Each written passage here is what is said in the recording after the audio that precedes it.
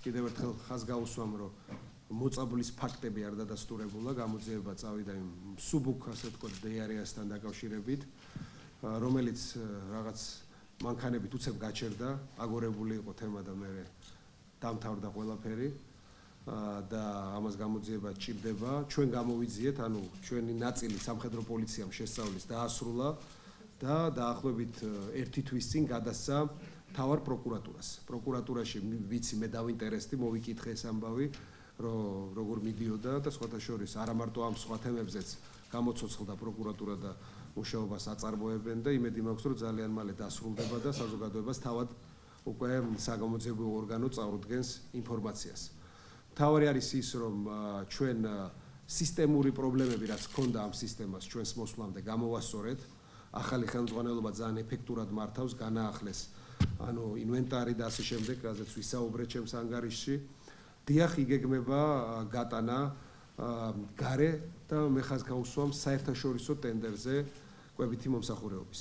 მე გითხარით თქვენ, რომ ბრიტანელი ექსპერტები გენერალი იყო მოწვეული, იმიტომ რომ მათ აქვთ ყველაზე მობილური ეფექტური სისტემა, რაც ჩვენ უფრო მოგვერგება ქართულ რეალობას და დაგვიწევს ესე ჩვენს ექსპერტებთან ერთად შეიმუშავა საგზაო რუკა, როგორ უნდა განვითარდეს კვების მომსახურეობა თავდაცვის შერაღებულ ძალებზე.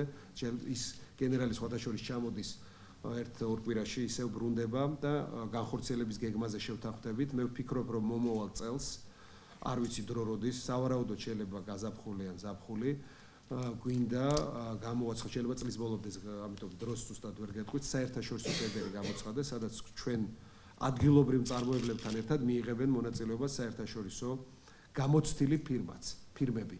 ეს რატო მინდა მე ესე რომ მოხდეს, რომ ისინი შრომის კულტურას, შრომის წესებს, სტანდარტებს დაანერგავენ, მათ აქვს ძალიან კარგი მრავალწლიანი გამოცდილება და მე მინდა ეს გამოცდილება თუ კი გაიმარჯვოს და ქართველებმა შეიძლება ქართული ორგანიზაცია აღმოჩნდეს, ვინც უკეთესია და ტენდერში გაიმარჯვოს. ასე რომ ეს ღია ტენდერი იქნება და ობიექტური. ეს ერთი. მეორე, ასევე მინდა გითხრათ სოფლის მეურნეობის სამინისტროსთან ერთად რახან ესაკითხი მკითხეთ, კვება შეეხეთ.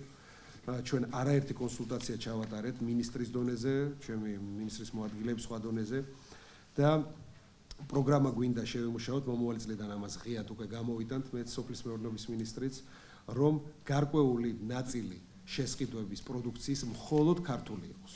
მე მინდა რომ ხელი შეუწყო მეცხოველეობის განვითარებას ჩვენს ქვეყანაში და ადგილობრივი ხორცის ნაწარმი შეიძინოს თავდაცვის სამინისტრომ, თავიდან ეს იქნება გარკვეულწილად თქვა პროცენტული თანაფარდობა, მთლიანად შეიძლება ბაზარმა ვერ დააკმაყოფილოს თავდაცვის წყება, მაგრამ საბოლოო ჯამში მინდა რომ მთლიანად ქართულ ნატურალურ პროდუქტზე გადავიდეს ქართული არმია და ამითი ხელი შეუწყოთ სოფლის მეურნეობის, მეცხოველეობის განვითარებას ჩვენ ქვეყანაში.